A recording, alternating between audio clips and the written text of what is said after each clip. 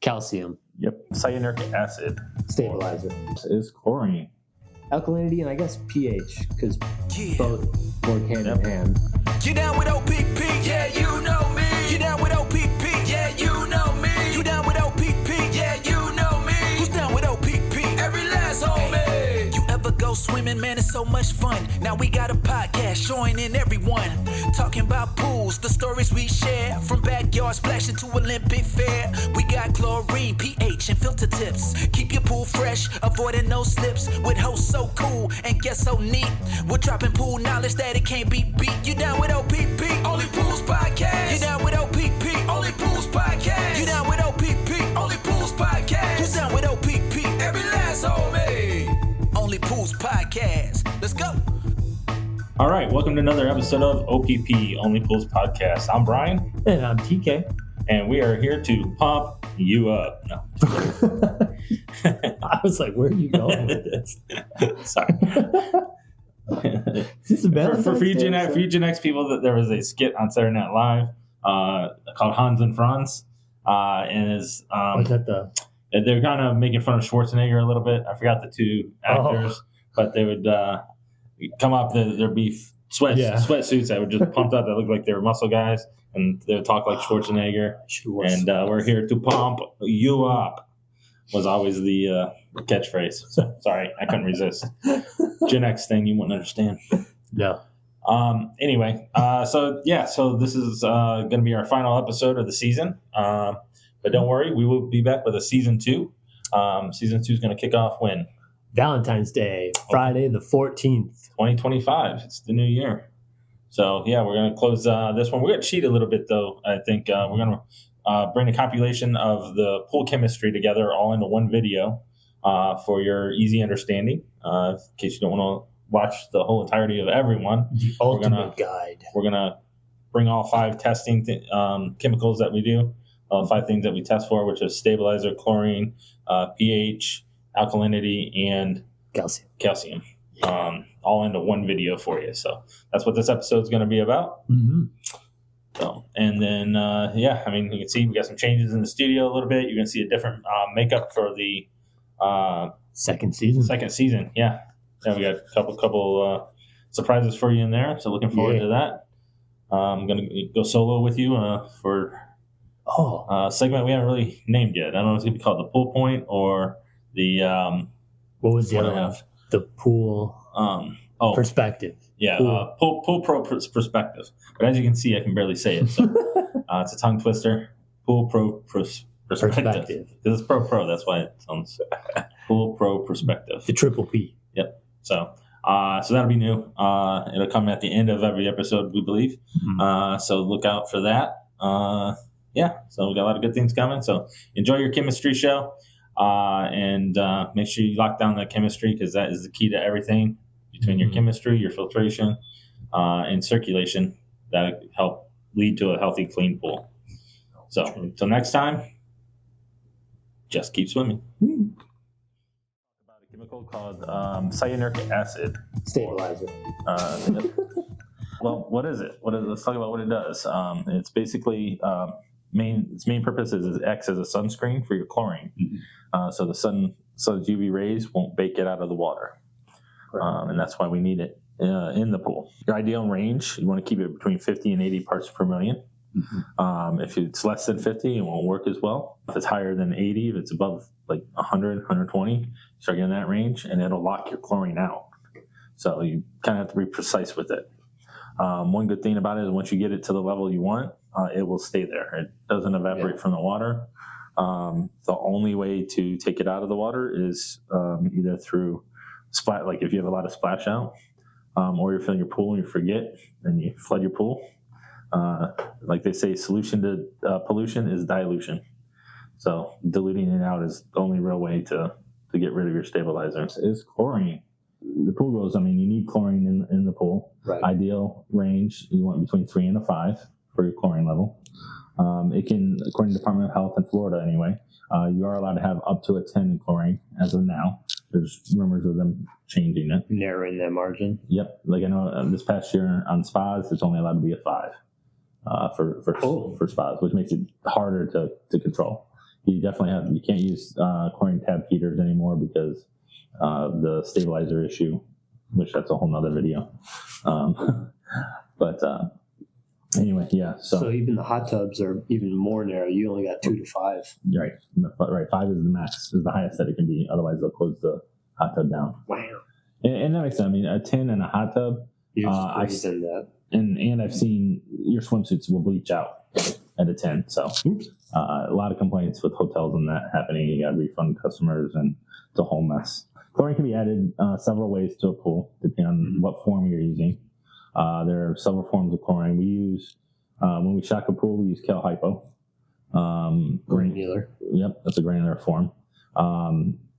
For regular service residential pools, we use tabs, which is trichlor, which has got 3 things in it. It's got the acid, it's got the chlorine, as well as stabilizer.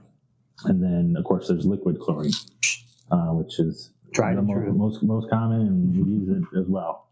In fact, this time of year, we only use liquid chlorine, because those tablets in the residentials will raise that stabilizer level too high. So we give it a break for the season while it's cooler months out, and we only use liquid on it. Calcium. Yep, calcium. It's in the water. It's everywhere. All right, calcium is a dissolved solid that's found in your pool. It's also found in your tap water, among other things. Calcium, water is a hungry animal, so calcium is going to be drawn from anywhere it can. Water wants to absorb the calcium in it. So if you don't have enough calcium in the pool, it's going to pull it from whatever source it can. So in the case of a concrete pool, it's going to pull the calcium out of your surface, either surface or the grout that's in your tile. It's going around the tile. So if you see little like chips coming out of your surface, is that a result of calcium or? Not chips. That's usually just bad water chemistry in general. But if you're seeing white nodules coming through the surface, that's calcium. That's the water pulling the calcium through the concrete. That's what you see on like old waterfalls and stuff on the sides of it. Okay. Yep, you see along your water tile line too. Looks like a hard water stain, like it's calcium. And you get the same thing in your shower too, on your shower glass. You get the calcium build up there. So that's pretty much what it does to water. But I guess we kind of answered. But why does a pool need calcium? Oh, and it's all part of the 5 stages of your water chemistry. You want to keep balanced. If you don't have that calcium in it, like I said, it'll do damage to the surface of the pool. It'll do damage to your tile. If there's too much calcium in there, it can do similar thing in damaging your surface. I gotcha. And even I've seen in like salt cells, there's little buildup of white, and that's calcium as well, building up on the cell. Correct. That is calcium building up in the cell. However, that usually happens for a different reason. If you have high calcium levels, it'll happen more. If you keep your calcium levels where they're supposed to be, then that won't happen as often. So it's in the pool, but how do we put it in the pool, or how do we get it out of the pool? Okay, good question. Calcium, like I said, it's in your tap water usually. You want to test your tap water from the source before you start filling your pool to see where the calcium level is at. Ideal ranges should be between 250 to 400. Mm-hmm. If you have a fiberglass pool, remember water is hungry, so it wants that calcium from somewhere. The only place you can get it, in the case of a fiberglass pool, would be your tile line. If the fiberglass pool has tile around it, so it'll really pull it hard there, and your tile, won't stick very well in the pool because water's trying to take the calcium out of it. Alkalinity and I guess pH, because both work hand in hand. Absolutely, they both work together, and you can't talk about one without the other. They're talking about pH and alkalinity together, and why they're so important.